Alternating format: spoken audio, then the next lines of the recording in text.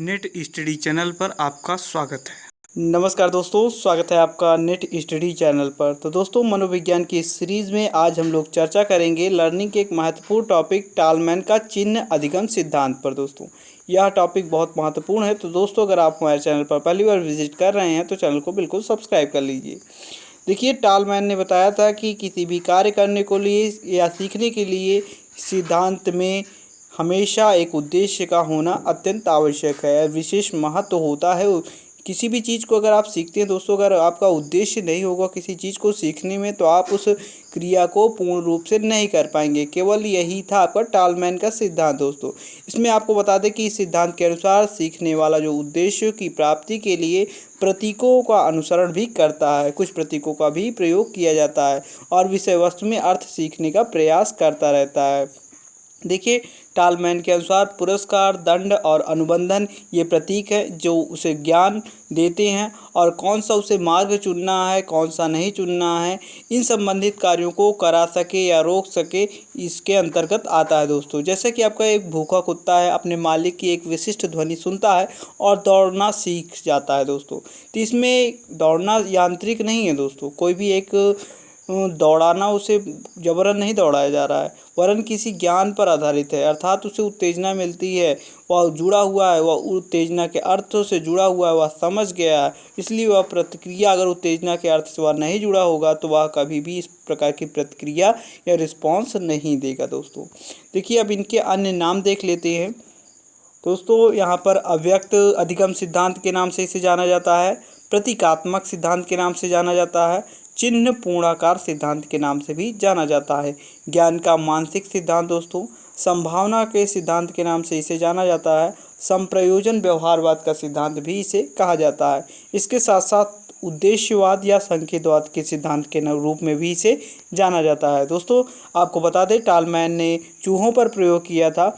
देखिए, इनका प्रयोग आपको पता होना चाहिए। देखिए, इन्होंने दो वर्गों में चूहों को बांट दिया था, ए ग्रुप और बी ग्रुप।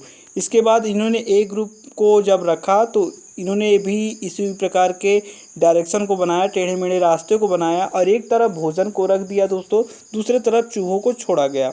चूहे बहुत देर इधर उधर भटकते रहे। उसके बाद जो उत्तेजक था, अर्थात ये उद्दीपक था, उद्दीपक से उन्हें उत्तेजना मिली और चूहों को महक मिली, जिससे वह और प्रयासरत हो गए, और अचानक उनको यहाँ पर वह पहुँच गया। धीरे धीरे एक रास्ते से वह भोजन को प्राप्त कर लिए। आखिर उनका उद्देश्य था भोजन को प्राप्त करना, और उन्होंने प्रयास किया और यहाँ पर भोजन को प्राप्त कर लिया। अब भोजन को प्राप्त कर लिया, उन्हें पुनर्बल मिल गया। दोस्तों, उन्हें एक पुरस्कार एक तरीके से मिल गया। अब वह दूसरी बार कार्य करेंगे तो सीधा डायरेक्शन में जाएंगे और भोजन को प्राप्त कर लेंगे। और यहाँ पर बी ग्रुप की बात करते हैं, तो बी ग्रुप में चूहों को भी रखा गया, एक बॉक्स पे रखा गया, टेढ़े मेढ़े रास्ते को रखा गया, लेकिन चूहे जो थे वह भटक रहे थे, और उसके बाद कोई भी उद्देश्य ना होने के कारण वह इधर उधर भटकते ही रह गए। दोस्तों, देखिए, इससे पता चलता है कि जो सीखने की क्रिया होती है दोस्तों, एक लर्निंग प्रोसेस होता है, वह प्राणी के व्यवहार जो है उद्देश्यपूर्ण होता है, यानी उसका एक लक्ष्य या गोल निर्धारित होता है। देखिए, टालमैन ने कहा था कि उत्तेजक में उसी समय अर्थ जुड़ता है। दोस्तों, अर्थात जब अर्थ जुड़ने का मतलब है, यानी उसको नॉलेज तभी हो जाता है, वह अर्थ पूरी तरीके से समझ जाता है उस चीज़ को, उद्देश्य का जो अर्थ है। देखिए, जब उसे उसके उद्देश्य में सहायता की जाती है, आवश्यकता और उद्देश्य में उसकी सहायता होती है। अर्थात एक एग्जाम्पल के रूप में मैं आपको बता रहा हूँ कि जब आप किसी गोल को प्राप्त कर लेते हैं तो वह उसका अर्थ आप जुड़ जाता है, यानी उत्तेजक में उसका अर्थ जुड़ जाता है। केवल कहने का मतलब यही है। जब आप यहाँ पर भोजन रखा है, आप उसको किसी प्राप्त कर लेते हैं प्रोसेस से, तो यानी आपका अर्थ उस पर जुड़ जा रहा है।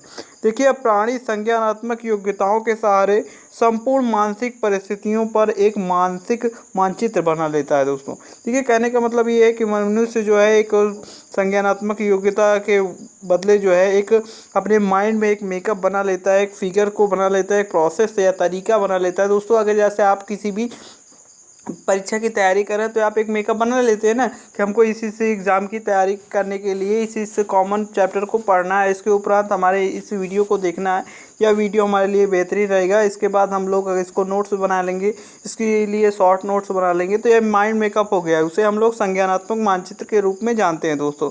देखिए अब कुछ यहाँ पर इनसे संबंधित शब्द हैं जो आपको कंफ्यूज करते हैं और आपके एग्ज़ाम में कभी कभी डायरेक्ट भी पूछ लिए जाते हैं दोस्तों। सीखने का अर्थ क्या होता है? तो दोस्तों आपको बता दें, जब आप उद्दीपकों के बीच में होते हैं, प्राणी जब कोई भी चीज़ सीख रहा है, उस प्रोसेस में है दोस्तों, आप लर्निंग की प्रक्रिया जैसे सीख रहे हैं तो उद्दीपकों के बीच में है दोस्तों, तो आप अर्थयुक्त संबंधों को अगर आप स्थापित करना चाहते हैं तो आप सीखने स्टार्ट कर देंगे दोस्तों। अर्थयुक्त आप संबंधों को स्थापित करना सीखना ही कहा जाता है दोस्तों। देखिए मैं आपको एक एग्जांपल के रूप में इसे बता दे रहा हूँ। सीखने का अर्थ उसी से संबंधित है जैसे यहाँ पर समय अर्थ से जुड़ना है दोस्तों। देखिए आप सही डायरेक्शन में कार्य करते हैं, उद्दीपक का होना आवश्यक है। आप उस प्रोसेस को करते हैं, लक्ष्य एक आपका निर्धारित होना चाहिए। तो अब अगर आप सही दिशा में और अर्थयुक्त संबंधों को स्थापित करना सीखता है दोस्तों इसके मध्य में दोस्तों। तो यही बातें यहाँ पर कही गई हैं। देखिए एकीकृत बनाम आणविक दोस्तों क्या है? तो एकीकृत बनाम आणविक दोस्तों, टोलमैन ने एक डायरेक्शन की बात की है। एक लक्ष्य आपको निर्देशित होना चाहिए। आप गोल रहित बाहर जाकर अगर आप किसी भी प्रक्रिया का देखिए, जैसे आपका लक्ष्य होता है कि मैं आज एक बुक को पढ़ूंगा, वो भी साइंस की बुक को पढ़ूंगा। तो दोस्तों अगर आपने कन्फर्म कर लिया कि साइंस की बुक को पढ़ूंगा तो आपका एक गोल निर्धारित है और आप साइंस के बुक को ही पढ़ते हैं आसानी से। अगर 3 चैप्टर पढ़ूंगा और अगर आपने 3 चैप्टर आपका गोल निर्धारित है तो 3 चैप्टर आप कर लेते हैं, तो यह है आपका एक उद्देश्य पूर्ण होता है दोस्तों। इसका मतलब यही है एकीकृत बनाम आणविक। अगर आप किसी भी चीज़ को उद्देश्य नहीं बनाते हैं तो आप भटकते रहेंगे। आप कभी आज ये पढ़ लेते हैं तो कभी वो पढ़ लेते हैं दोस्तों। स्थान बनाम अनुक्रिया दोस्तों, प्राणी निश्चित उद्दीपकों के प्रति निश्चित अनुक्रिया नहीं सीखता दोस्तों। कहने का मतलब ये है कि दोस्तों आप कोई भी एक जो उद्दीपक होता है, उद्दीपक जैसे आपने यहाँ पर जैसे भोजन रख दिया था, चूहा था, वह कई डायरेक्शन में या दिशाओं पर भटक रहा था, तो वह दोस्तों एक केवल एक जो डायरेक्शन में नहीं सीख रहा था लक्ष्य को प्राप्त करने के लिए। वह क्या किया, अपना दिमाग लगाया, उस लक्ष्य को प्राप्त कर लिए के लिए वह उन स्थानों को स्वयं से खोजा और स्वयं से खोज कर यानी अपने अनुभव से वह रास्तों को खोजा और उसके बाद भोजन तक पहुंच पाया। तो दोस्तों यहाँ पर कहने का मतलब ये नहीं है कि एक आपने लर्निंग सीखने के लिए एक अपने डायरेक्शन बना दे कि बस इसी रास्ते जाना है और इसी तरीके से हमको करना है, ये नहीं। आप स्वयं उस बस आपको बता देगी कि लक्ष्य आपको पहुँचना कहाँ पर है, यहाँ पर पहुँचना है, दिल्ली पहुँचना है और आप कहाँ पर हैं, प्रयागराज में है। तो आपको कैसे जाना है ये आप स्वयं अपना सिर्फ ट्रेन से जा रहे हैं, बस से जा रहे हैं, कहाँ से मेट्रो से जा रहे हैं, किस तरीके से जा रहे हैं, वो आपके ऊपर निर्भर करता है। यही एक लर्निंग के प्रोसेस के अंतर्गत आ जाता है दोस्तों।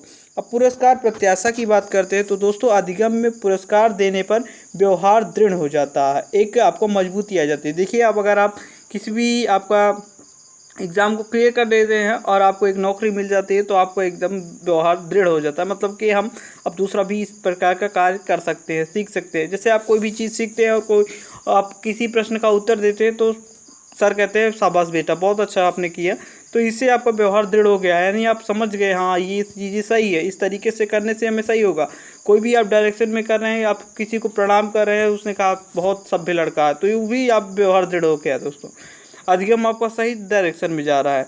और अगर इसी प्रकार के अगर पुरस्कार नहीं मिलता है, पुरस्कार का मतलब यही पुरस्कार नहीं है कि आप किसी गिफ्ट दीजिए, आप पुरस्कार में शाबाश इस तरीके के शब्दों को भी यूज़ कर सकते हैं, उसकी प्रशंसा कर सकते हैं, तो प्राणी इसका प्रदर्शन नहीं करेगा। धीरे धीरे यह चीज़ें विलुप्त हो जाएंगी और उसे लुप्त अधिगम के नाम से भी जानेंगे दोस्तों। तो आशा करते हैं आपको यह वीडियो पसंद आया होगा।